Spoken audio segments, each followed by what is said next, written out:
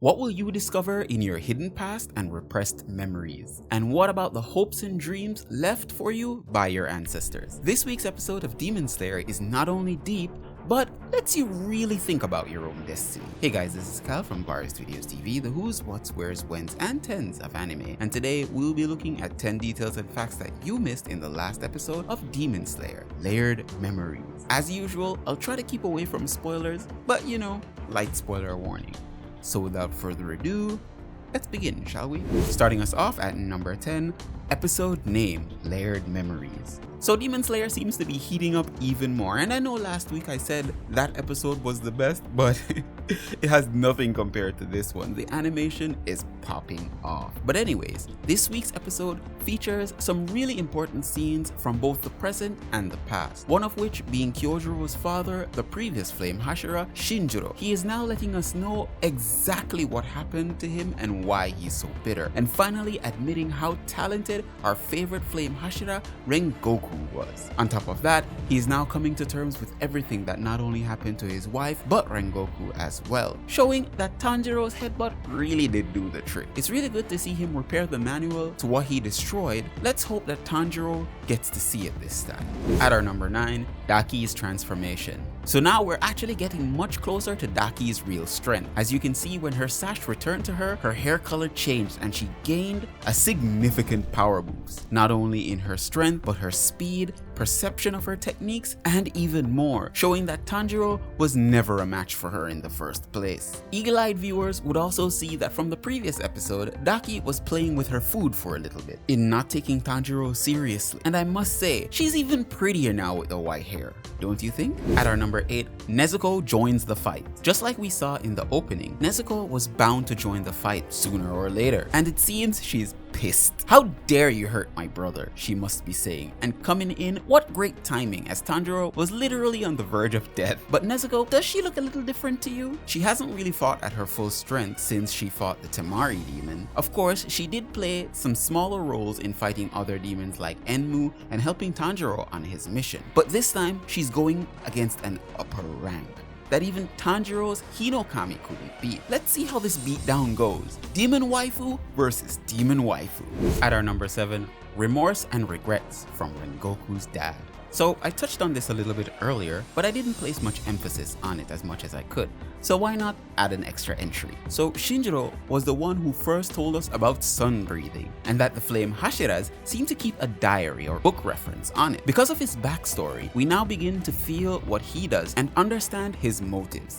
Still seems a little scummy though, but hey, his story doesn't end here. He does become somewhat of an important role to Tanjiro in him learning more about sun breathing, and who knows, maybe more. Who else felt really good seeing him show Rengoku the respect and adoration that he deserved? Kyojiro, being an amazing Hashira, became one by training himself with only 3 volumes of flame-breathing articles, even after his father had stopped training him.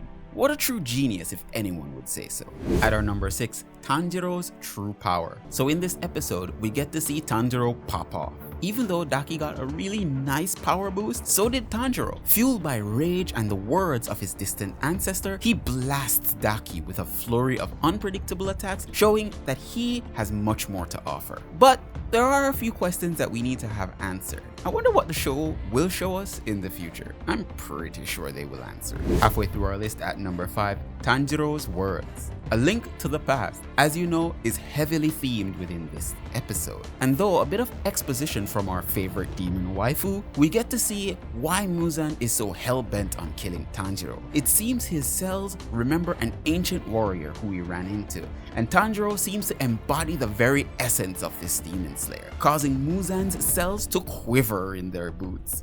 Ooh, foreboding. At our number 4, Nezuko's transformation. Seems everyone is having a transformation this episode, huh? After saving her brother from a near fatal situation and getting herself sliced apart, Nezuko pulls a fast one and levels up to upper rank strength in an instant, donning a new horn, some flower markings on her body, and some extra oomph. There is an amazing power up as well. Now she's able to kick Daki into oblivion like a cockroach. This is her demonic transformation, Berserk mode. It was hinted in the opening, and now we get to see her true power showcase front and center. This is when she releases all her rage and lets herself be consumed by her demon side without being tied to Muzan's cells. Even Daki recognizes her true power as something to be afraid of. Wow, these Kamado siblings are amazing. Unfortunately for us, we don't get to see more of it. At our number 3, anime exclusive shots. As you know how this goes, here are some anime exclusive shots for you. I hope you enjoy.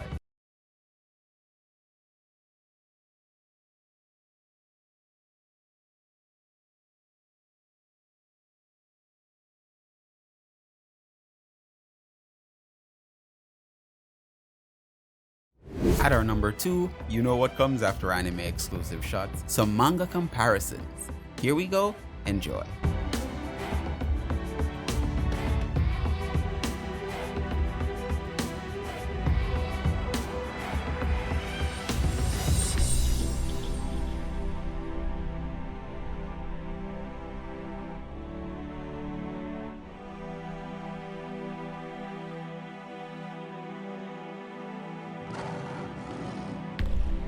I bet you're really loving this video. Here's a great way that you can support us. Like, share, and subscribe to get notified of when we post new content. To actually get notified, click on that notification bell. Now back to the video. And at our number 1, Tanjiro's scar, his Demon Slayer mark. It's not implicitly stated within this episode, but this is indeed Tanjiro's Demon Slayer mark. We see it's not just a scar that he got from saving his brother, but a birthmark that simply showed up on his face after he fought the hand demon in the final selection.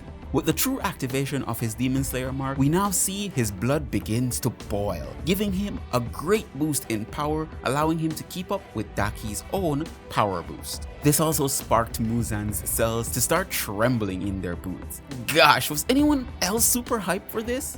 I know I was for sure. But as promised, I'm not going to make these videos any longer than they should, so I'll just move on.